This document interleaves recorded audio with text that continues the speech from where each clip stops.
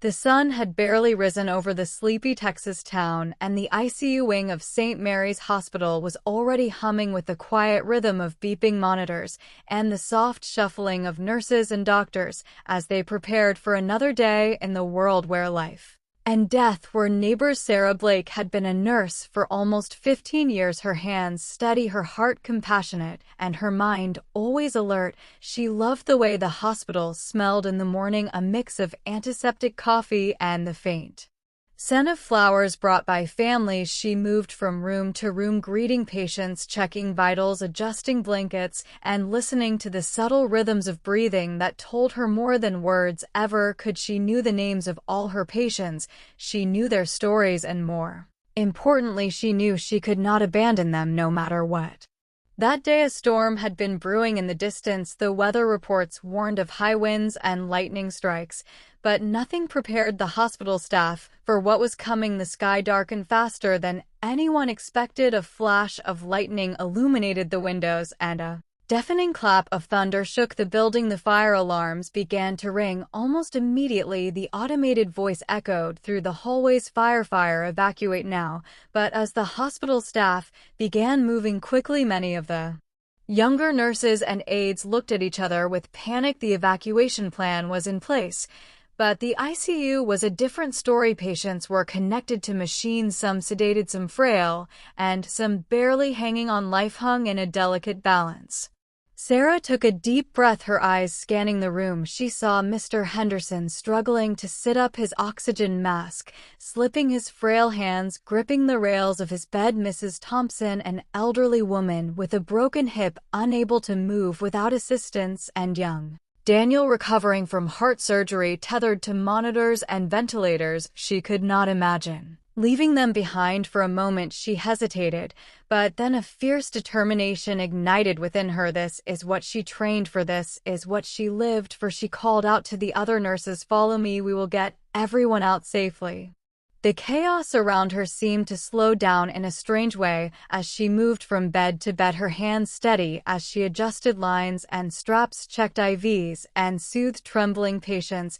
She felt the heat of the smoke creeping into the hallways, the smell of burning plastic and paper filling her nostrils, but she refused to let fear take hold. She made eye contact with her colleagues, signaling that she would not abandon anyone. This was not just a job, this was a promise she had made long ago when she swore to protect life and preserve dignity. Emergency crews arrived outside, but the fire had already spread faster than anyone could have anticipated. The main corridors filled with smoke, alarms still blaring. Sarah knew that time was running out. She could hear the distant cries of panic and the hurried footsteps of firefighters moving through the building. She positioned herself between the flames and the patients. She gently encouraged Mr. Henderson to trust her. He gripped her hand, his eyes wide with fear. She whispered, "You are safe, I will not let anything happen to you." And in that moment she felt the fragile connection between caregiver and patient, as if all her years of training and experience were condensed into these few precious seconds. The smoke thickened and the alarms shrieked louder. Sarah's lungs burned, but she ignored the pain. She moved steadily from bed to bed, helping each patient into wheelchairs or carrying those who could not walk, her arms strong from years of lifting and supporting others. She whispered calming words to each one, "Do not be afraid, we are leaving now, you are safe with me." Her colleagues hesitated at the doorway, many unsure how to navigate the chaos, but Sarah's presence was a beacon of certainty.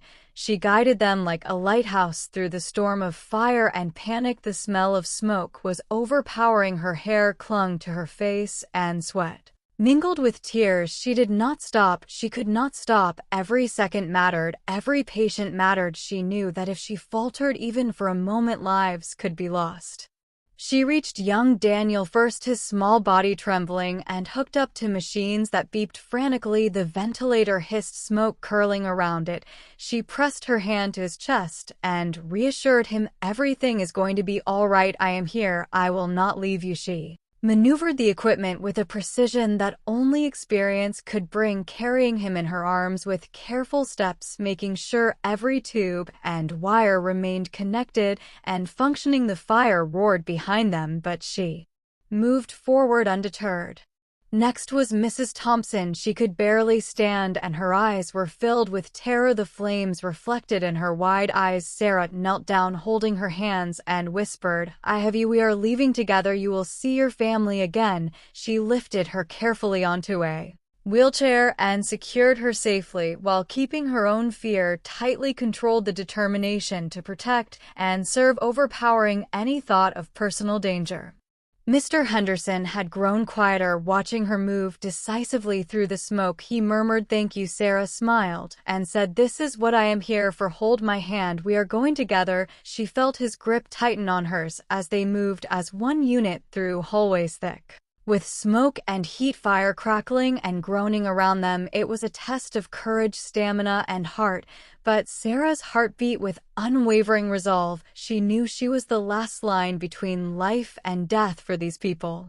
Outside the building, firefighters and EMTs waited, their faces grim, but when they saw her emerge carrying Daniel, first followed by Mrs. Thompson and Mr. Henderson, they rushed to help, taking each patient and checking vitals. Sarah's chest heaved, her clothes scorched by heat and smoke, her hands raw from pulling and lifting, but she smiled through exhaustion, knowing she had fulfilled her promise to stay until every patient was safe.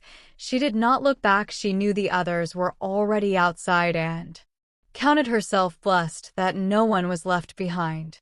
Even after all the patients were evacuated, she lingered for a moment, looking at the building, knowing she had left nothing undone. She allowed herself a single deep breath of relief, and then joined the firefighters, coordinating to make sure the fire was fully contained, her mind replaying every step, every decision she had made. She realized bravery is not just rushing into danger, it is the quiet refusal to leave someone behind, even when the odds are stacked against you, even when fear gnaws at your bones. It is the decision to act with love, courage, and dedication. The sun had risen higher now, and the fire was under control. Smoke still curled into the sky, but the ICU wing was empty and safe. Sarah stood outside the hospital, her uniform stained with soot and sweat, her hair sticking to her face and neck. She looked around at the gathered families, the tears of relief, the trembling hands of children clutching parents. She felt a quiet satisfaction, but also an ache deep in her chest from the fear she had faced and the adrenaline that would not yet leave her.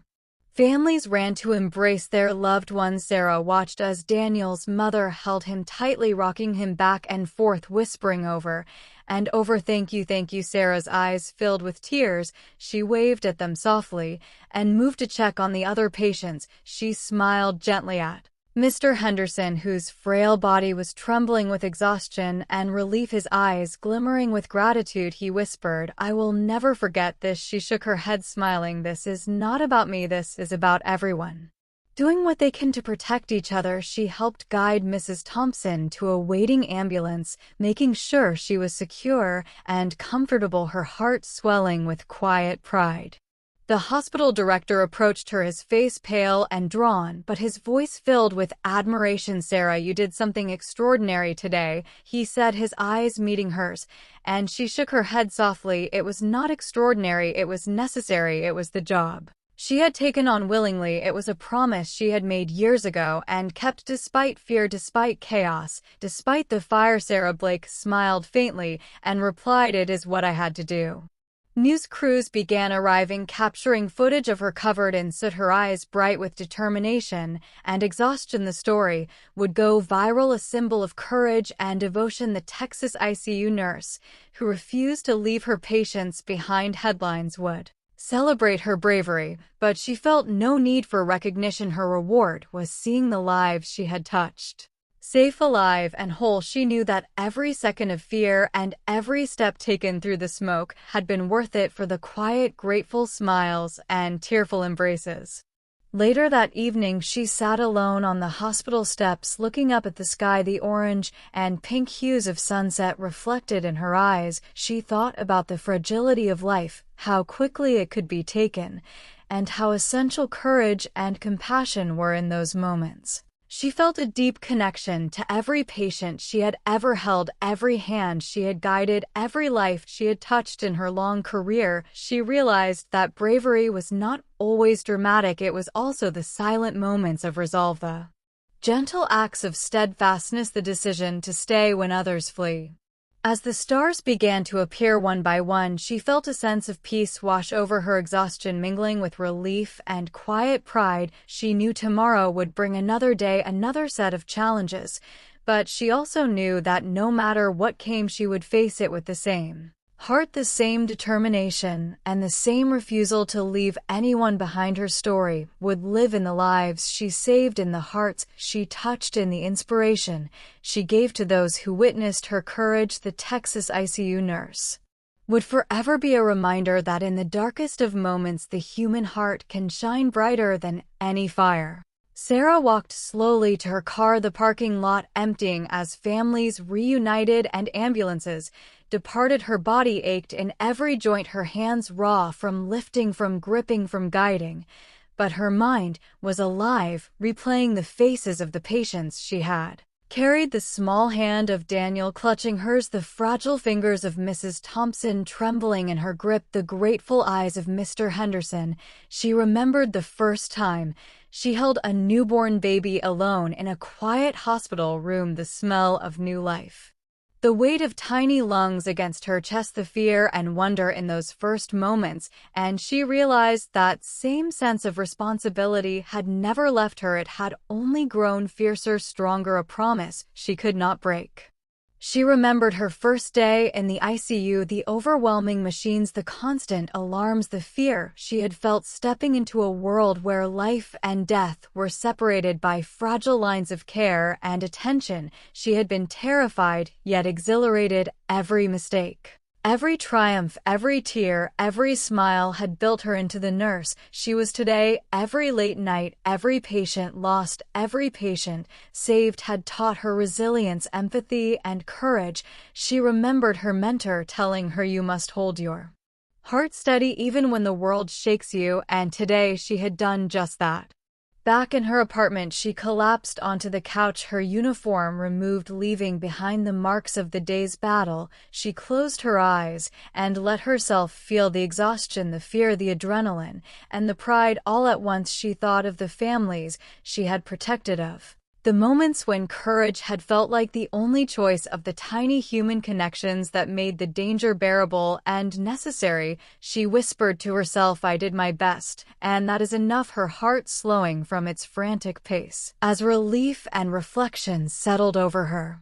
Later that night, she dreamed of the day in slow motion, the fire curling like giant fingers through the hallways, the alarms blaring, the smoke thick and choking. She moved steadily, each patient in her arms, each step measured, each breath controlled. She heard voices shouting directions, but they felt distant, almost unreal. She felt herself confident and calm, guiding the frightened and fragile to safety, and then waking to realize that courage is not always in the absence of fear, it is in the decision to act despite it.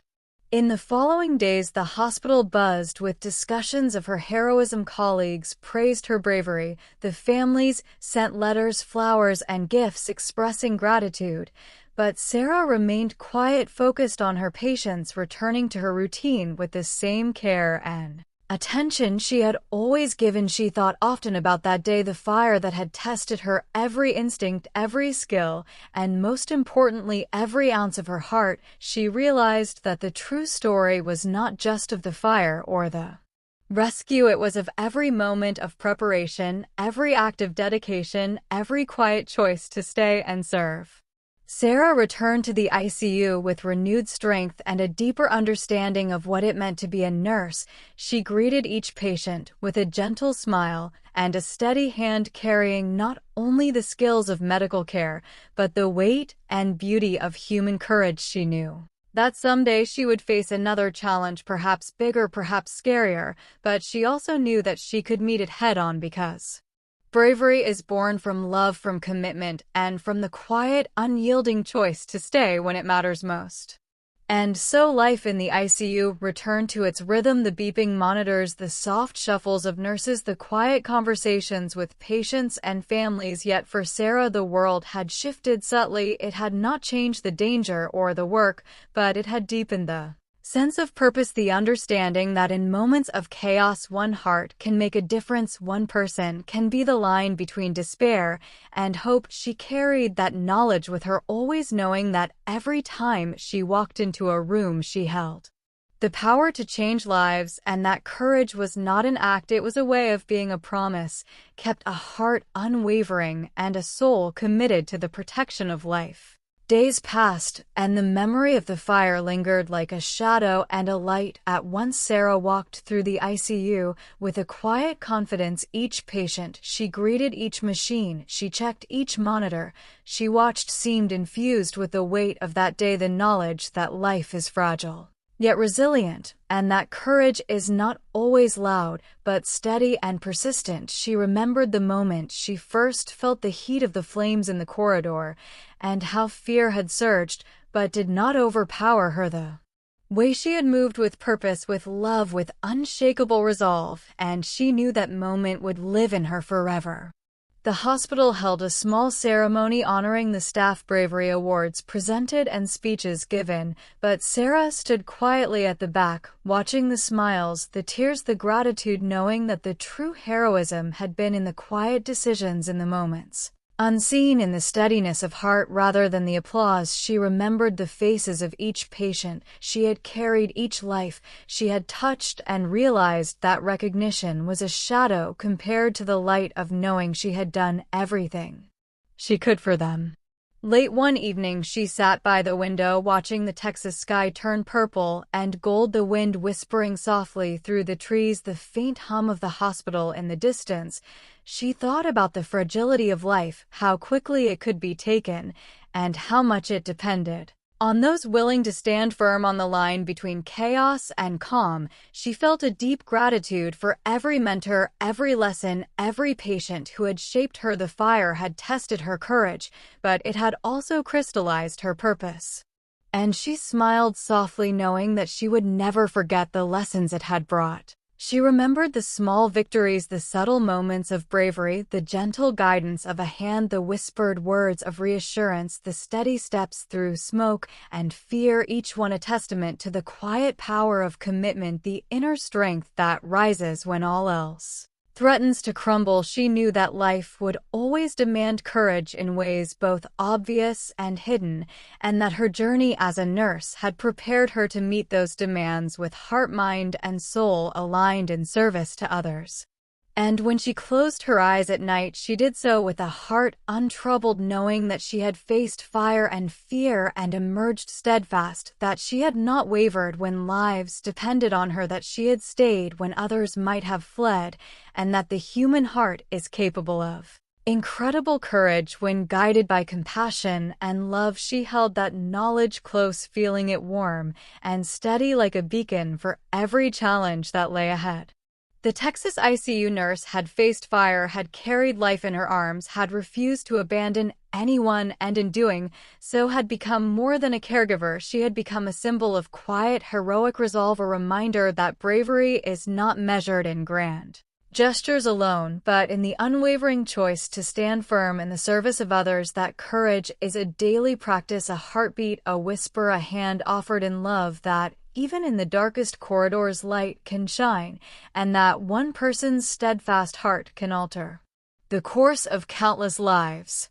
And so the story of Sarah Blake ended not with drama, but with quiet strength, not with fanfare, but with enduring compassion. She returned to her patients every day with the same dedication, the same love, the same refusal to leave anyone behind, her life intertwined forever with the lives she had saved and the lives she would continue to touch. The fire, a test of courage, a defining moment in a career built on heart and soul, a testament to what it truly means to be brave, to be steadfast, and to be human.